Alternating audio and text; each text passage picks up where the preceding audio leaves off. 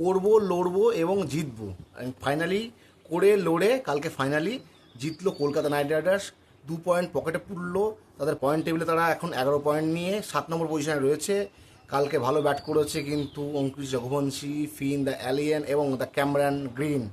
Green যদিও বা এখন পশ্চিমবাংলায় প্রাসঙ্গিক নয়, কিন্তু কাল কিন্তু ভালো খেলেছে। 52 রানের ইনিংস গ্রিনের ব্যাট থেকে, 82 রানের ইনিংস রঘুবংশী এবং অ্যালিয়েনের ব্যাট থেকে এসছে 93 রানের বিধ্বংসী ইনিংস, যেখানে 10টা 6। গুজরাট টাইটান্সের টিমও পিছিয়ে ছিল না। তারা রান তারা করতে গিয়ে অলমোস্ট কাছাকাছি পৌঁছে গেছিলো। 247 রানের বিরাট টার্গেট তারা চেস করতে নেমে মাত্র 29 রানে তারা পিছিয়ে থাকে। তার একটাই কারিগর, সে হচ্ছে the magician Sunil Narine. 4 over ball করেছেন, 29 রান দিয়ে 2টি উইকেট নিয়েছেন এবং তাকে দেওয়া হয়েছে ম্যান অফ দ্য ম্যাচ। এবং যোগ্য তার কারণ হচ্ছে ওই 4টি ওভারে যদি 29 রান না দিতেন তাহলে কিন্তু গুজরাট টাইটান্স কালকে জিতে যেত। গুজরাট টাইটান্সের জস বাটলার, সাই সুদর্শন এবং শুভমান গিল তারা কিন্তু প্রত্যেকেই 50-50 রান করে, এবং রশিদ খান তারাও কিন্তু 50+ ওপর রান দিয়ে দেন। এবং যথারীতি কালকে কিন্তু কলকাতা ম্যাচটা জিতে গেল। কালকে কলকাতার কিছু পজিটিভ সাইন, যেটা আমার আগের ভিডিওতে আমি বলেছি, এই চেঞ্জেসগুলো দরকার ছিল, এই চেঞ্জেসগুলো আগে দরকার ছিল, তাহলে কিন্তু ম্যাচটা কলকাতা কিন্তু প্লে অফে যাওয়ার জন্য অনেকটা বেশি আগিয়ে থাকতো। এখন তাদের সবগুলো ম্যাচ জিতলে হয়তো 15 পয়েন্টে পৌঁছাবে, কিন্তু এই 15 পয়েন্ট মনে হয় প্লে অফে যাওয়ার জন্য সাফিসিয়েন্ট হবে না। কালকে সৌরভ দুবেকে চান্স দেওয়া হয়। সৌরভ দুবে 19 ওভারে বল করতে আসেন এবং মাত্র 5 রান দেন। 5 রান স্লোয়ার উইয়ার্কার, স্লোয়ার বল করে জস বাটলার এবং সাই সুদর্শনের মতো ব্যাটারদেরকে মাত্র 19 ওভারে 5 রান মাত্র দিয়েছেন, এবং জস বাটলারের একটা ক্রুশাল উইকেট তিনি তুলে নেন। বৈভব আরোরাকে বহুদিন থেকে টেনে নিয়ে আসার কোনো মানে হয় না, অনেক দিন থেকেই বলছি তাকে রিপ্লেস করা হোক। যখন আমাদের বেঞ্চে অনেক ভালো ভালো প্লেয়ার রয়েছে তখন তাদেরকে সুযোগ দেওয়া হোক না। আর সেটাই কালকে কলকাতা ম্যানেজমেন্ট ভেবে দেখেছে। এবং কালকে আরেকটা জিনিস, সেটা হচ্ছে মাথিসা পাতিরানাকে প্রত্যাবর্তন, কিন্তু সেই প্রত্যাবর্তনটা কিন্তু খুব একটা বেশি দীর্ঘস্থায়ী হয়নি, কারণ 1 ওভার 2 বল করেই মাথিসা পাতিরানা মাঠ থেকে উঠে যান এবং তিনি কিন্তু তার কোটারও বল করেননি। মাথিসা পাতিরানা আমার মনে হয় চোটপ্রবণ হয়েছেন, ইঞ্জুরি প্রনের মধ্যে দিয়ে তিনি যাচ্ছেন, তিনি হয়তো সামনের ম্যাচগুলো হয়তো মিস করবেন। বাকি বলার বিবচ্ছ সেটা হচ্ছে কালকে কলকাতা কিন্তু ভালো ফিল্ডিংও করেছে, ভালো ট্রাইও করেছে, কিন্তু কাল এক্সট্রা রান প্রচুর দিয়ে ফেলেছে, প্রায় 20-র কাছাকাছি এক্সট্রা রান।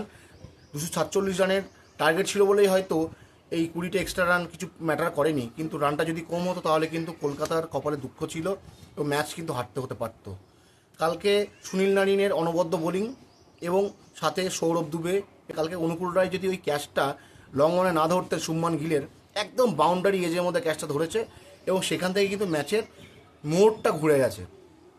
আজিঙ্ক্য রাহানেকে আমি প্রথম থেকে কিছু বলছি না, কারণ আজিঙ্ক্য রাহানে হচ্ছে এমন একজন ব্যাটার যা প্রতিপক্ষ তার উইকেটটা তুলে নেবেই, তিনি পাওয়ার প্লে ছাড়া অন্য সময় ব্যাট করতে পারবেন না। সেই জন্য অ্যাজ এ ক্যাপ্টেন্সি কোটাতে তিনি কিন্তু খেলছেন কলকাতার টিমে। ফিন অ্যালেনের তারিফযোগ্য, ভাই স্যালিউট তোমাকে। 10টা 6 ওই মাটিতে, কলকাতার মাঠে, মানে আনবিলিভেবল। লাস্ট 4টে যদি ইনিংস ফিনালে দেখা যায়, তিনি কিন্তু ফর্মে ফিরে গেছেন। একটা সেঞ্চুরি, একটা 93, একটা 30 এবং একটা হয়তো 18 বা 20 রানের একটা ইনিংস তিনি খেলেছেন। 35 বলে 93 রানের ইনিংস। সেঞ্চুরিটা সামহাও একটু মিস করে গেলেন, কিন্তু সেঞ্চুরিটা কালকে কিন্তু তার ছিল লেখা। ক্যামেরন গ্রিন অলরেডি ফর্মে ফিরে এসেছেন, তিনিও করেছেন 52 রান, এবং রঘুবংশী অ্যাজ অলওয়েজ এভারগ্রিন রঘুবংশীও কালকে করেছেন 82 রান। রঘুবংশী স্ট্রাইক রেট নিয়ে আগের দিন চর্চা করছিলাম ঠিকই, সত্যি চর্চা করার মতো বিষয়। একজন স্টেট ব্যাটার তিনি যদি 30-35টা বল খেলে 50-52 রান করেন, সেক্ষেত্রে কিন্তু একটুখানি তার বিরুদ্ধে ক্রিটিসাইজ করা দরকার, কারণ দলের যেখানে স্ট্রাইক রেট অনেক বেশি দরকার, সেখানে তিনি যদি 150-140 স্ট্রাইক রেটে খেলেন, সেক্ষেত্রে কিন্তু সেটা বলার বিষয় রয়েছে। কালকে কিন্তু তিনি 188-90 স্ট্রাইক রেটে খেলেছেন এবং টিমকে একটা ভালো টোটালে দাঁড় করিয়ে দিয়ে গেছেন, এবং যথারীতি কলকাতা কিন্তু কালকে জয়লাভ করেছে। রশিদ কারামতি খান কালকে মানে 4 ওভারে 57 রান দিয়ে ফেলেছেন। কারামতি কালকে তার কাজ হয়নি, কিন্তু রঘুবংশীও দেখিয়েছেন তিনি কিন্তু 360 প্লেয়ার, সব দিকেই তিনি মারতে পারেন। যাই হোক, আজকের ভিডিও এই অবধি। আপনাদের এই ভিডিওটা কেমন লাগলো অবশ্যই কমেন্ট করে জানাবেন, এবং ফিন দ্য অ্যালিয়েনের কাছ থেকে আরও দুটি নক চাই, কারণ ফিন অ্যালিয়েন না খেললে কিন্তু কলকাতা জেতা সম্ভব নয়, এটা আমি আরেকবার প্রমাণ করে পেয়ে গেলাম। আর এদিকে হচ্ছে আমাদের দ্য ম্যাজিশিয়ান সুনীল নারিন। তো আরও 2টো ম্যাচ তাদের কাছে এক্সপেক্ট করছি, দেখা যাক 15 পয়েন্টে পৌঁছাক, তারপরে কি হয়।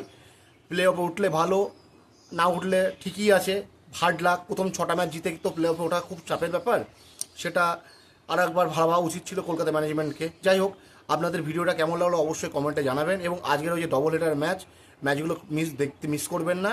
আপডেট নিয়ে কিন্তু কালকে সকালে ফিরবো। Thanks for watching.